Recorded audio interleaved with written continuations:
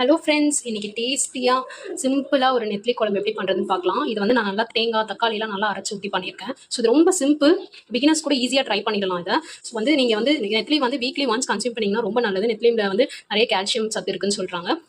இந்த மெத்தடில் நீங்கள் ட்ரை பண்ணி பாருங்கள். குழம்பு வந்து ரொம்ப டேஸ்ட்டாக இருக்கும். கிட்ஸும் நல்லா விரும்பி சாப்பிடுவாங்க. நீங்கள் டக்குன்னு ஒரு நெத்திலி வச்சு மீன் குழம்பு வைக்கணும்னா ஸோ இந்த மெத்தட் நீங்கள் ட்ரை பண்ணலாம். ஸோ இது ரொம்ப சிம்பிள். இது எப்படி பண்ணுறதுன்னு பார்க்கலாம் வாங்க. பார்த்துலாம். நான் வந்து ஒரு மீடியம் சைஸ் வெங்காயம் நல்லா பொடிசா கட் பண்ணி வச்சிருக்கேன். 3 பச்சை மிளகாய் காரத்துக்கு ஏற்ற மாதிரி கீறி வச்சிருக்கேன். ஒரு 1/4 துண்டு வந்து தேங்காய் எடுத்து வச்சிருக்கேன். ஒரு மீடியம் சைஸ் தக்காளியை கட் பண்ணி வச்சிருக்கேன். கொஞ்சம் கருவேப்பிலை எடுத்திருக்கேன். 1/4 டேபிள் ஸ்பூன் இஞ்சி பூண்டு பேஸ்ட் எடுத்திருக்கேன். 1/4 கப் வந்து உடச்சக்கல்ல எடுத்திருக்கேன். ஃபர்ஸ்ட் வந்து நம்ம இந்த தேங்காய், இந்த உடச்சக்கல்ல இது எல்லாத்தையும் சேர்த்து ஃபர்ஸ்ட் அரைச்சிடலாம்.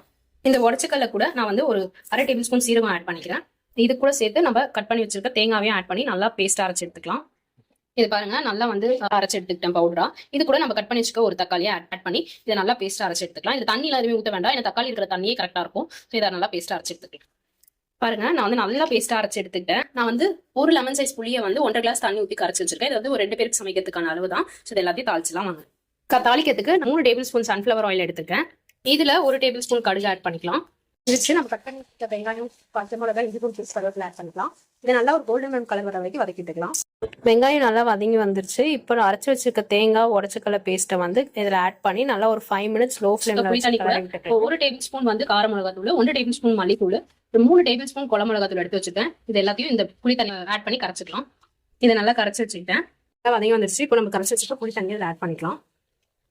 மிளகாத்தூளோட பச்சை வாசனை போய் நல்லா இந்த குழம்பு ஒரு திக்கான கன்சிஸ்டன்சி வரும். அதுக்கு நம்ம மீடியம் ஃப்ளேம்ல வச்சு ஒரு 10 to 15 மினிட்ஸ் நல்லா கொதிக்க விட்டோம்னா அந்த கன்சிஸ்டன்சி வந்துடும்.